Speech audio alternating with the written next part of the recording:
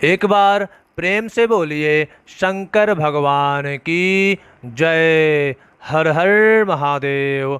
दोस्तों, इस वीडियो में हम आपको कर्क राशि वालों के बारे में पूरी जानकारी देंगे कि नवंबर 2022 के महीने में कर्क राशि के दिन कैसे रहने वाले हैं। पारिवारिक जीवन, शिक्षा, व्यापार, प्रेम जीवन, स्वास्थ्य से संबंधित हर एक जानकारी इस वीडियो में बताएंगे।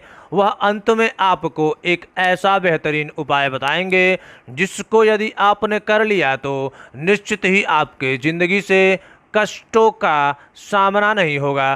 तो दोस्तों, वीडियो को अंत तक देखने की ज़रूरत है और अगर इस वीडियो में दी गई जानकारी आपको अच्छी लगे तो हमारे चैनल को सब्सक्राइब अवश्य ही कर दीजिएगा। सबसे पहले कर्क राशि वालों के कार्य क्षेत्र के बारे में बात करेंगे।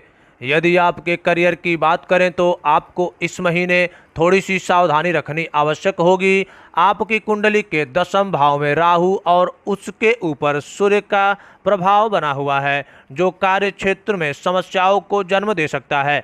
ऐसी भी संभावना बन सकती है कि आपका अपने कार्यस्थल पर किसी से झगड़ा हो जाए। इसके परिणाम स्वरूप आपको नौकरी से परेशानी उठानी पड़ सकती है या आप खुद ही नौकरी को छोड़कर परेशान होकर के घर आ सकते हैं।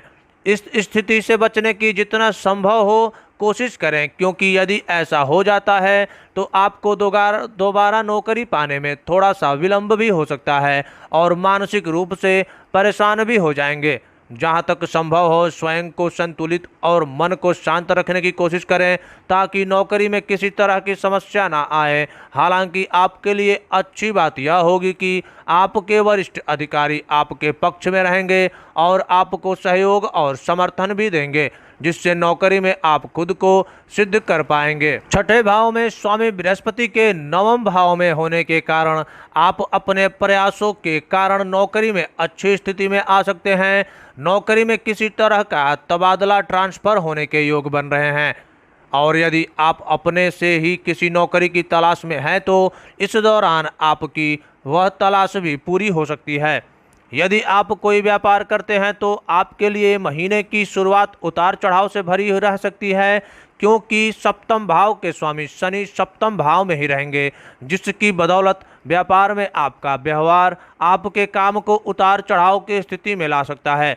स्पष्ट बोलना अच्छी बात है, लेकिन कई बार कड़वे तरीके से सच बोलना भी नुकसानदायक हो सकता है। इस बात का अवश्य ध्यान रखेंगे तो क्षेत्र में सफलता अर्जित करेंगे। भाग्य स्थान पर बृहस्पति का प्रभाव आपको सही निर्णय लेने में मदद करेगा, जिससे व्यापार में आप अपने अनुकूल स्थितियों का निर्माण करने में कामयाब भी हो सकते हैं।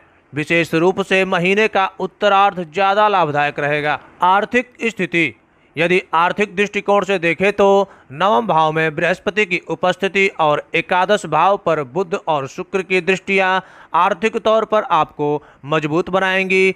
आपकी आमदनी में अच्छी बढ़ोतरी देखने को मिलेगी, जिससे आप इस समय में आपकी आर्थिक स्थिति का लाभ भी उठाएंगे। लेकिन द्वादश भाव में वक्री मंगल की उपस्थिति होने के कारण खर्चे भी लगातार बन रहेंगे। फिर भी आपकी आमदनी अच्छी रहने से आमदनी और खर्च के बीच का अनुपात ज़्यादा नहीं बिगड़ेगा और आप जितना कमाएंगे उसमें से कुछ अच्छा खर्च भी करेंगे, जिसकी बदौलत आप अपने धन का पूरा लाभ पाने में कामयाब रहेंगे। लेकिन आपको सलाह दी जाती है कि आप खर्च के साथ साथ कुछ बचत पर भी ध्यान दें, क्योंकि आने वाले समय में आपको इसकी आवश्यकता भी पड़ सकती है। बुध और शुक्र के पंचम भाव में चले जाने से और एकादश भाव को देखने से फिर से आमदनी में इजाफा होगा और जब महीने के उत्तरार्ध में श्री सूर्यदेव आपके पंचम भाव में आ जाएंगे तो खर्चों में भी कुछ कमी होगी और आमदनी बढ़ने से आप राहत महसूस करेंगे। कर्क राशि वालों के स्वास्थ्य, यदि स्वास्थ्य की बात की जाए तो आपको थोड़ा सा ध्यान रखना पड़ेगा। महीना का शुरुआत में द्वादश भाव में मंगल, 10वें भाव में राहु तथा सप्तम भाव में शनि की उपस्थिति रहने वाली है और चौथे भाव पर 6 ग्रहों का प्रभाव स्वास्थ्य के दृष्टिकोण से बिल्कुल भी अनुकूल नहीं है और आपको परेशानियां उठानी पड़ सकती है। केवल देवगुरु बृहस्पति की आपके प्रथम भाव पर दृष्टि आपको स्वास्थ्य समस्याओं से लड़ने में मजबूती दिलाएगी और आपकी सेहत में सुधार करेगी। मंगल देव के द्वादश भाव से एकादश भाव में आ जाने से महीने के उत्तरार्ध में काफ़ी हद तक स्थितियां सुधरेंगी। फिर भी शनि का सप्तम भाव में रहना किसी बड़े रोग के जन्म लेने की ओर इशारा करता है, इसलिए आपको बिल्कुल भी अपने स्वास्थ्य से संबंधित समस्याओं को नज़रअंदाज करने से बचना होगा, तभी आप खुद को चुस्त और दुरुस्त रख पाएंगे। प्रेम व वैवाहिक जीवन, महीने का पूर्वार्ध कुछ कमजोर रहेगा और आप दोनों के बीच तनातनी बढ़ सकती है। हालांकि उसके बाद पंचम भाव पर बुध और शुक्र का प्रभाव होने से आपके प्रेम संबंधों में प्रगाढ़ता आएगी। आप एक दूसरे के प्यार में रंगे नजर आएंगे और प्यार की पींगे बढ़ाते हुए जीवन में आगे बढ़ेंगे। आपके बीच की केमिस्ट्री बहुत अच्छी होगी और लोगों की जुबान पर आपकी ही बात होगी, जिससे आपका प्रेम जीवन बहुत ही दिलकश अंदाज में आगे बढ़ेगा। आप एक दूसरे से अपने मन की बातें करने में सफल रहेंगे। आपके रिश्ते में रोमांस भी रहेगा। साथ में कहीं घूमने जाना या फिर कहीं बाहर खाना खाने जाना या वे सभी बातें जो एक प्रेमी प्रेमिका के मध्य होती हैं, आप उन सभी बातों का लुत्फ भी उठाएंगे और अपने प्रेम जीवन को आनंद के साथ बिताएंगे। लेकिन महीने के उत्तरार्ध में जब मंगल महाराज वक्री होकर आपके एकादश भाव में चले जाएंगे, तब प्रेम जीवन में कुछ समस्याएं हो सकती हैं। हालांकि आप इतने समझदार हैं कि उन चुनौतियों से बाहर निकलने में सक्षम रहेंगे। इसके लिए आपको आपस में बैठकर बातचीत करनी चाहिए और विचार विमर्श करना चाहिए, जिससे कि बीच का रास्ता निकले।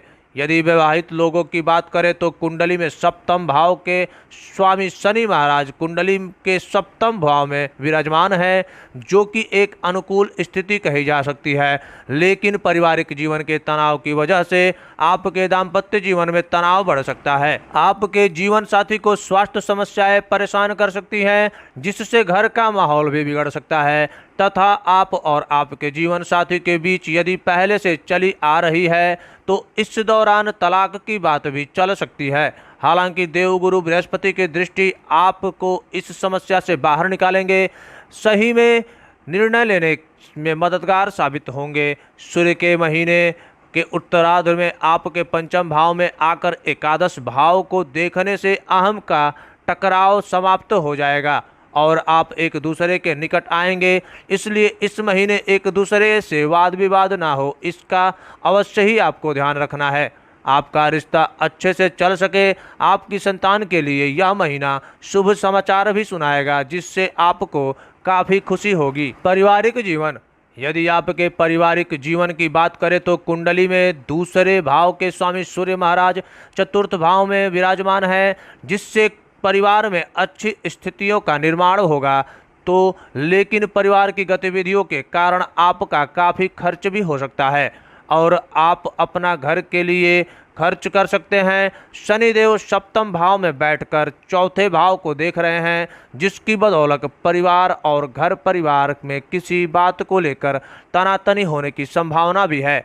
आपके चौथे भाव में केतु महाराज के साथ ही बुध, शुक्र और सूर्य विराजमान होंगे और उनके ऊपर राहु की पूर्ण दृष्टि है, जिसके परिणाम स्वरूप रिश्तों में प्रेम होने के बावजूद भी यह स्थिति पारिवारिक जीवन के लिए अनुकूल नहीं है और परिवार में अशांति रह सकती है। इसके परिणाम स्वरूप आप यदि विद्यार्थी हैं तो आपकी पढ़ाई और यदि आप कामकाजी हैं तो आपके काम पर असर पड़ सकता है, क्योंकि आपके ऊपर इतना दबाव होगा कि जिसे आप संभाल पाने में सक्षम नहीं होंगे। इसलिए आपको यदि आवश्यक हो तो कुछ समय के लिए कहीं घूमने भी जाना चाहिए, ताकि मन और मस्तिष्क में ताजगी का अनुभव हो। छोटे भाई बहनों को पूर्ण सहयोग प्राप्त होगा और उनकी बदौलत आपको आर्थिक लाभ भी हो सकता है। महीने के उत्तरार्ध में आपको परिवार के लोगों का सहयोग प्राप्त होगा और घर का माहौल भी सकारात्मक हो सकता है। सोमवार के दिन शिवलिंग पर जलाभिषेक करें। प्रतिदिन ओम नमः शिवाय मंत्र का कम से कम 108 बार जाप करें। शनिवार के दिन काले तिलों का दान अवश्य करना चाहिए, यह आपके लिए अवश्य ही लाभदायक होगा। मंगलवार के दिन श्री हनुमान चालीसा का पाठ आपको करना चाहिए। अगर निरंतर यह सारे उपाय करते हैं तो जिंदगी में आने वाले सारे कष्टों से छुटकारा आप अवश्य ही पालेंगे।